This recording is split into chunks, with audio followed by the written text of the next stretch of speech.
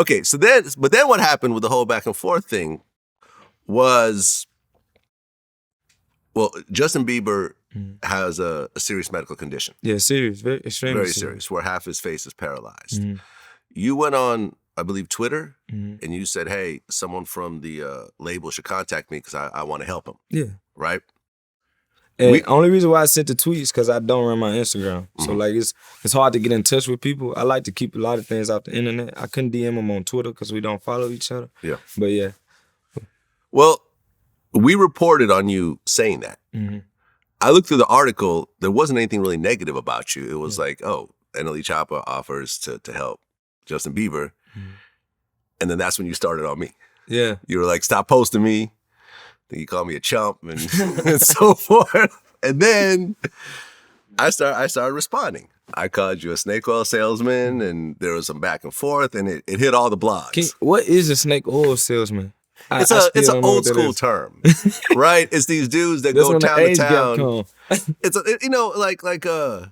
almost like a witch doctor or something. Yeah, okay. Like these dudes that go town to town, and they sell these like bottles of miracle cure, and a lot of times it wouldn't be real. It'd be like snake oil. Yeah, okay. So they started being called snake oil salesmen. Okay. Yeah, it was nothing specific towards you. It's just an old school term from like, I don't know, the 50s or some shit. Before my time. It's okay. Right? But then people picked up on that, and then all the blogs picked it up. Yeah. And, things settled down and we went back to our lives. Yeah. So then what happened was one of the guys that helps me book interviews was like, hey, this dude wants to pay, you to interview him on Vlad TV, which I don't do. Like, I don't take payments at all. And I looked up who he was, and he was this guy who claimed that he cured his mom of cancer, and all the comments were turned off, and he was selling some $125 bottle that's supposed to cure shit. And based on that, I went on Twitter and I'm like, yo, this snake oil salesman tried to pay me to get to get an interview with me. This is how these dudes operate. I wasn't actually talking about you. Yeah, to be dead honest, right?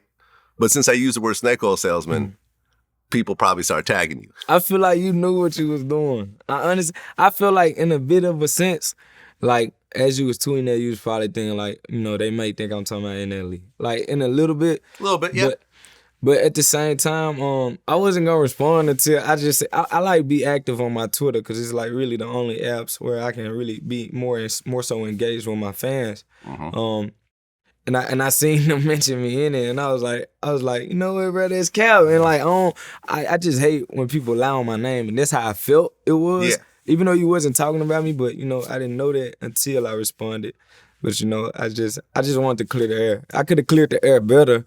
Instead of, I mean, look, I never claimed that you were trying to pay to get an interview. I mean, you know what I'm saying? Like, in fact, the reason why this is even happening is because we have a mutual friend with DJ Academics. Yeah, he put us in contact. Yeah, me and him were talking after the whole back and forth, and he was like, man, y'all should really do an interview together. And I'm like, I'm with it. It would be dope, yeah. And then, he put us on three-way, and then you called me. You were in Europe at the time. And we had like a long conversation. Yeah, for sure. And it was like, mutually respectful. Yeah, always. Cause one thing about me, man, if I'm ever seen going back and forth on the internet, I'm not taking it serious. All my business that I take serious will never hit the internet. Whether it's if I really got a problem with you or got a problem with a person, it'll never hit the internet. I feel like the internet and real life is two different things, and I think this generation don't really know it, and that's why a lot of people end up in trouble. People think like, oh, he's a goofball, he's this or that, but they really don't know me, because in a sense, certain things I know that don't supposed to hit the air, and certain things I do know. Me and you going back and forth is entertainment to me. Me and me going back and forth with another rapper or something, that's entertainment. Is it serious in my life? Do I ever feel threatened? Do I ever feel like I got to do something to somebody?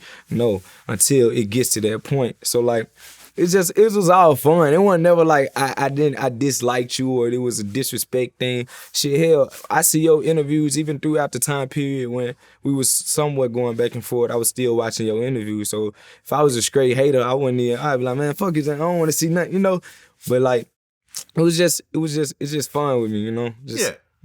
And at one point you were like, I can't wait to see you, big hugs, and I'm like, and I gave you a hug. Yeah, we saw each other, right? I'm for real, like, you know what I'm saying? Like, it might sound like I'm finna do something else, but nah, bro. Like, I don't put stuff like that on the internet. Right. I love my freedom. I got a daughter.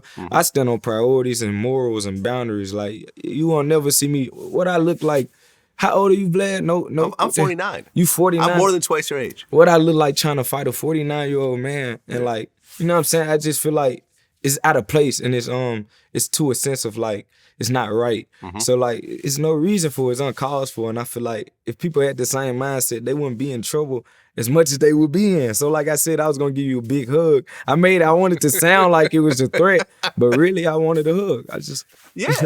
And my response was, you don't have to wait to see me. You can come see me face to face right here. And here we are, face to face.